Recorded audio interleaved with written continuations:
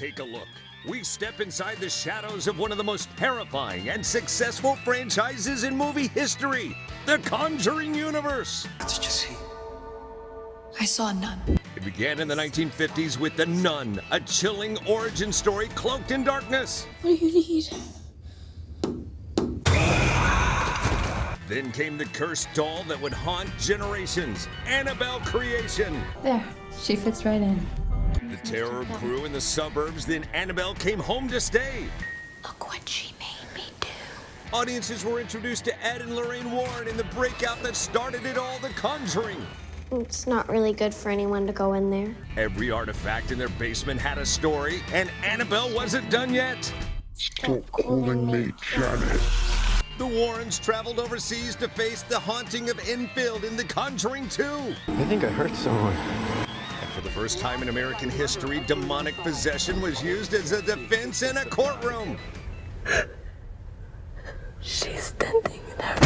Evil returned in The Nun 2, proving spirits never rest. And now it ends here. There's an evil here. Something I've felt before. The Conjuring, Last Rites, the final chapter, the Warrens' last battle. Plus, never-before-seen interviews with the stars and filmmakers who brought every nightmare to life. It's all right here on this special. Take a look. Look! Sorry. I just thought I'd start us out with a pop-out scare. It's that kind of show. I love The Conjuring so much. Thanks for joining us. It's kind of bittersweet. I also was taking a nap down on the ground because the open was the longest in the history of the show. There's a lot to cover with The Conjuring. I love this series of movies. I'm sad that the universe is going away with the last rites in theaters. Let's jump right into it right now. Let's talk about all that's scary and all that's sad as it goes away with comedian Steph Sanders. How you doing, sir? I'm good. All right. Scared to talk about The Conjuring, but I'm good. I know. We've talked about this. You don't like scary movies typically. You especially don't like these movies. So I'm going to start rating mine and the ones I love. Let's start with you and the one you hate the most. The Nun. Why is that? Because it reminded me of my high school teacher. I went to Catholic school. Oh, you did? And I know them. Yeah, I went for a minute back in the day and got my knuckles cracked a couple times back in the day with rulers when you could do that, and I'm not saying I didn't deserve it. All right, so this is going to get confusing because the movies in the Conjuring universe, if you think about it, the first Conjuring movie set in the middle of all of it in like 1972, right? Right. And the timeline runs 1952 all the way to 1987, right? Yes. So if you really wanted to start with the first movie in it all, it would be The Nun, the movie that you hate the most. Exactly. Fortunately, we don't have to start with that one because chronologically, it did all start in 2013 with The Conjuring. This is the first movie out of the gate. Huge hit. Director James Wan, it launched him. He's one of my favorite directors, and especially one of my favorite directors of the Conjuring universe. From that, we got to go with the creepy doll, Annabelle. Oh, my God. Annabelle didn't creep you out as much as the Nun? Annabelle creeped me out, period, because I'm like, why didn't they just burn this thing? Yeah, and the funny thing about it, Annabelle, the real doll that's in the Warrens kind of estate, is a Raggedy Ann doll. Did you know that? No, I did not know that. Yeah, so now next time you see one of those, you're going to get creeped out all over again. Oh, my God. All right, so that begat the movie that I consider the best of all the Conjuring movies. That is The Conjuring 2. I love this movie so much. Had a chance to go on the set with it a few times and to talk to the actors about it. This one is set in the late 70s in England, and it crushes it. Take a look. Janet, to your right. Stop calling me Janet. And as creepy as that looks, the trailer doesn't even do it justice. Conjuring 2, infinitely scarier than The Conjuring 1 and even its prequel, Annabelle. Once again, we follow the Warrens on their real-life ghost hunt. And I got a chance to sit down with Vera and Patrick to talk about it. Press forward or reverse arrow now. Son of a... I had a premonition of your death.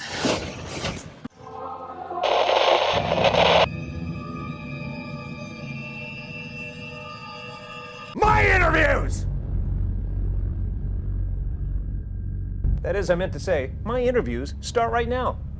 Honored to see you. Honored to see you. Good to see you. Although, and you probably get this a lot, but I talked to Linda Blair one time about this, and she said, people love me, and they're also kind of creeped out when they see me coming. Right. Do you get that now? Right. Having done 3? Luckily, we're not possessed. No, yeah. No, we don't. I don't get that. I don't get, yeah. People are eager to share their haunting story. People tell me they're scared of you, but they're not so much of me. Got it. You believe us, don't you? Sensing a presence? I'm not sensing anything. All I can sense is their own fear. It was a lot of fun making it, if you can believe that. Yeah. Have you ever seen a ghost? I think I have. How'd that go down? It's pretty scary. Can you put it in context, or is Well, it private? I was staying in this place down in Santa Monica, and it was like in the 90s, and it was an old, kind of like an old hotel. And I woke up in the middle of the night, and I swear to God, I saw a little old lady just looking. Oh God. Just like, and then it was like, and then gone. But I don't know if that's true. I mean, you know, I was half asleep. I live in New Orleans, so in New Orleans there's a lot of history and old cemeteries and old buildings, and I don't think I've ever seen a ghost, but I've definitely had some weird energy and feeling, yeah. God, it creeps me out just talking about other people's ghost stories alone. So yeah, make sure you go see The Conjuring 2 with someone that you can grab onto very tight, and I'd suggest take a second pair of underwear for the ride as well. And the crosses aren't moving behind me, are the crosses? Son of a... An oppressing spirit will try to force you to commit the ultimate sin. And what's that? Murder, suicide, or both.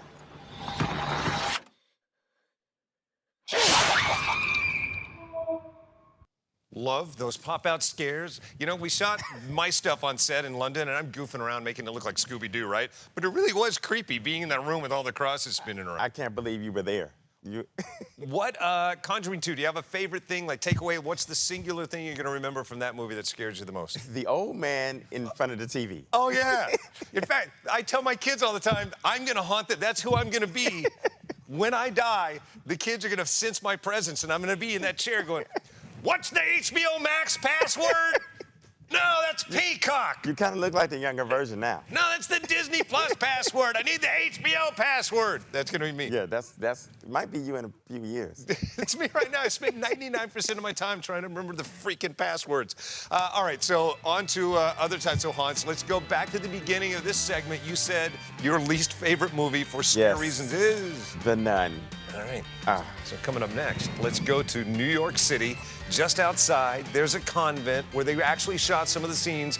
I got up with the cast and crew to talk to them about your least favorite Conjuring movie because it scared you. We'll be right back. Hey, welcome back. It's the All Conjuring Universe edition of Take a Look. Comedian Steph Sanders, how you holding up? A little bit. I'm good. I specifically wanted you here today because I do know that you've watched a lot of these movies, but I do know that it's against you you were going on dates and had to see them because you hate this brand of horror movie. Yes, I do. And the reason I don't buy dolls, never bought dolls for my daughter, anything. Nuns, I don't like convents. I find people that are the most religious and most spiritual have the most difficulty with the Conjuring movies. Is that you? That's me. Hits a little too close to home? Yes, it does. All right, stop sinning. Good luck with that. I'll be trying that as well. All right, moving on. Let's see. We're at Annabelle Creation. That's where we are in the timeline of the movie. And then following that, we're at The Nun, which is your least favorite movie because it scares you the most. Am I right? Yes, sir. That's definitely. I know that person. Now, again, if you're trying to keep up at home, if we're going on the timeline, the Warrens' very first discovery of all this dates back to 1952, and that's when this story first takes place. However, it's falling later into the timeline. The movie was shot much of it in Bulgaria, some of it in Mexico, and I went just outside of Mexico City to a tiny convent where some of the scenes were shot with the cast to get creeped out all over again. Take a look. I had a series of visions when I was younger. And after each one ended, the same thought would be stuck in my head. Yeah, let's talk about shooting where you shot this movie. Like, I'm creeped out just enough here in this ancient place, wondering if maybe some bad stuff, albeit some good stuff, took place. What was it like shooting in that environment? Well, that made half, our work very easy when you go to the real locations, because this is written like that something happened in the on the hills of a convent in Romania, and that's where we went. And when you're there, and you don't have to pretend you're not in a set, you know, everything's real. That alone creeps you out. But when we see the concern in your face, although it's acting, we can see that there's something going on. The chill in your bones is prevalent. And your character, this young lady is thrust into this experience, and even your neutral tone throughout the movie is quite concerned. Yes. You have to sustain that for about an hour and a half at least. For a bit. But again, as you know, as we said, we're filming on location in Romania and shooting in these castles that are, you know, you're going down these tiny little corridors that have been there for years and years and years. There's so much history. You know there's spirits. You know there's something there. It's kind of easy to just get worked up and feel that concern. So, as Damien said, half of our battle was already, you know, fought for us because we didn't have to try too hard to play the fear. What I love about this, nothing reeks of CG. There are so many practical shots. Talk about the hardest day's work on the set. I think for me, at least, was being, you know, in this coffin. Oh my gosh! I mean, I think that's everyone's greatest fear. I wouldn't want to be buried alive. No, that's crazy. Is there another scene that steps on your wildest fears? My wildest fears? I mean, one of the more difficult scenes we shot was in this water tank, and I was working with Bonnie Aarons, who plays the demon nun character. And, you know, I guess I didn't realize this was a fear of mine, but having a demon fly at you, screeching in your face and trying to, like, rip your soul from your body, that's now one of my greatest fears. I didn't see that coming. Having a demon fly at you trying to rip your soul out of your body, I didn't assume that was going to be scary. I would assume that's going to be scary. See? I'm telling you, and it's based on a true story. This stuff is crazy. All right, based on those two factors from that movie that you hated the least because it was the scariest for you, would you rather be in that underwater sequence or would you rather be buried in the coffin? Definitely underwater. Coffin, no. No, yeah, I can't even get buried at the beach. I have a problem with that, too. All right, so I like that movie in terms of all the Conjurings. I put it right next to Conjuring 2, which is my favorite Conjuring movie. Yeah. And you weigh in because it scared you the most. That's your least favorite. Least favorite scared me the most. But you have to watch these movies. That's what's crazy about it. I had to see them, but I knew I was going to be terrified. Exactly. Yeah. That's what I love about it. It's like a roller coaster. You have to go up to make that downward spiral happen. All right, coming up next, La Llorona. Feelings? Mark, that's not even part of this universe. Oh, you're going to argue that? All right, so we'll have that argument, and I'll explain why it's a part of our Conjuring Universe special, despite Steph's objections, next. Hey, welcome back. It is Take a Look. It is our all Conjuring Universe Take a Look in honor of, sadly, the final Conjuring coming down the pipe, which Steph Sanders, comedian, couldn't be more excited about because you love but mostly hate these movies. Yes, love and hate. It's a relationship I can't explain. All right. We can find out more about that on your Instagram. Where do we find you? I am Steph Sanders everywhere, and I'll be talking about this 60 Seconds with Steph, yes. Yeah, jump in and yell at me at TV Marcus Allen on Instagram. All right, Conjuring Devil Made Me Do It. If we're continuing our timeline with the Conjuring movies, this was what we thought was going to be the final of the Conjuring sequels, but now we know that's not the case. And now I want to segue on to one of my favorite movies from the Conjuring universe, Curse of La Llorona, to which you say... That's not part of this universe. It can't be. I got to argue that it is. First of all, why do you think a movie deserves to be part of this universe? What must it have? It doesn't have Ed and Lorraine Warren. It has to have their investigation. Got it. Curse of La Llorona was not technically part of that. However, Curse of La Llorona does have Father Perez, and he's connected to the Conjuring movies. So there, we're going to do that. Plus, I had to build a half-hour special. I needed the content. Touché. I did go. They shot this movie not in Mexico, not in Bulgaria, but in one of the most exotic, creepiest places on Earth. Burbank. On the back lot of Universal Studios. However, in the middle of the night, I caught up with the cast to talk about their real scares and what it meant to them culturally. Listen. Someone told me you actually encountered her. Yes, is this true? A couple times, but yeah, La Llorona is very real. You know, ever since we're very little in Hispanic culture, they tell you that you have to behave or La Llorona will come get you. Right. And she doesn't stop when you grow older or if you leave your country, she comes with you. So, and you can ask our grandparents. People have seen her, heard her, touched her. There have been sightings of children that have gone missing. Disappeared. Yeah. Yeah, there are YouTube videos of her, sightings of her. So she's definitely very real. You've had 2 encounters with her, and if she comes after you when you're not behaving, were you not behaving? What were you doing? I called her. This is the thing. La Llorona comes to you if you call her. Yeah, you're not supposed to call on her because she's a dark entity. Yeah. And if you call on her, she may come. If you create that opening.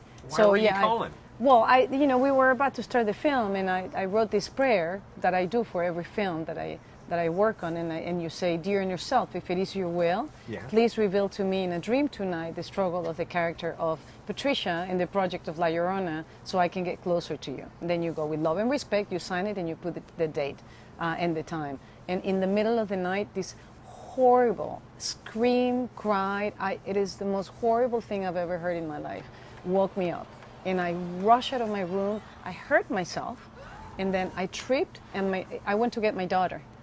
And then I realized there was nothing. My daughter was asleep. I went back to my room. I started cleaning the blood out of my knee. I turned to the left and I saw the note. And I realized I understood La Llorona. I heard her. And how far are you willing to go in order to protect your children? I'm so glad I saw this movie before I heard that story. Yeah. I'm super creeped out. Now, you watched it with an audience, and someone actually kicked your chair, shouting at your character. I did. Somebody, there's a point where La Llorona and I are fighting, and and the guy behind me was so into the movie, I could hear him the whole time talking out loud, and he kicked my chair as loud, because I think as a reflex, and just yelled to the screen, "Get it, girl!" And he was yelling at me on the screen, but I don't think he realized he was actually kicking me in the seat. Because we were sort of seated in a dark theater. I can think that would be my favorite thing. If I were in a horror movie, I would sneak into every theater in the world to see myself get whacked in the middle of it. I definitely.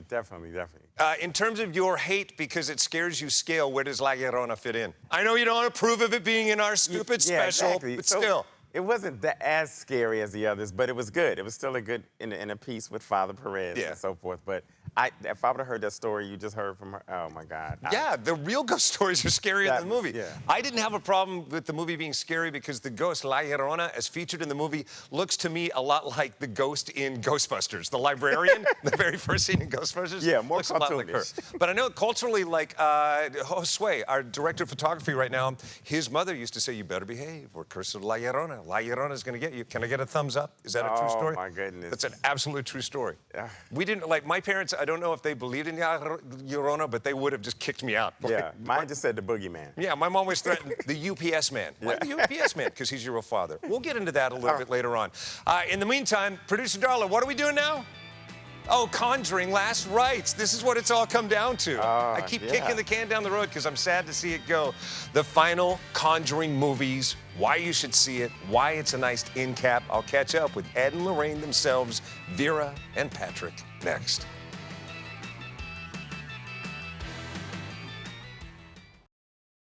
And welcome back to the Conjuring Universe special. Marcus Allen with comedian Steph Sanders. Look, we just spun around like the Psycho Mom.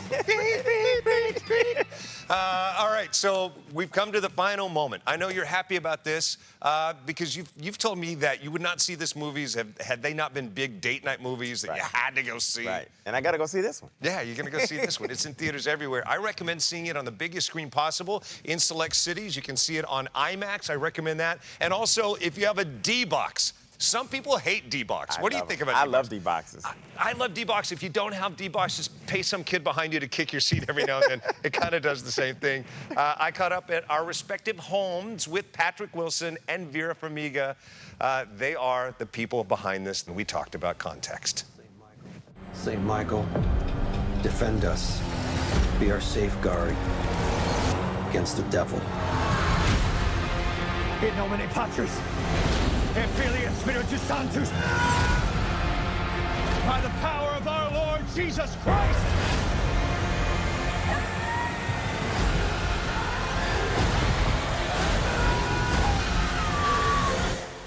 I don't know how to protect you this time. Short for time, I'm going to ask of you the impossible. Sum up what the journey has meant for you. Vera, you go first. Oh gosh, I mean, it's in a nutshell, I don't know. It's been this like chaotic party and just, I don't know. I'm just sitting here in silence, like covered in cake, wondering what that just happened for the last like 12 years of my life. Yeah. I mean, it's incredibly meaningful. I just loved this. I loved this role. I loved working with him. He's the best scene partner I could have, that I have ever had. Right back at you, Vera. Yeah, yeah. I mean, how do you wrap it up? How do you how do you sum it up? It's like there's your career and then there's the Conjuring universe and everything that entails, not just the amount of films, the amount of people that it's reached, but the relationship that we've had on screen, off screen. So for us, it's, you know, I guess the best reaction is what you just said. We're fans first too, you know. We love our Ed and Lorraine. We miss them.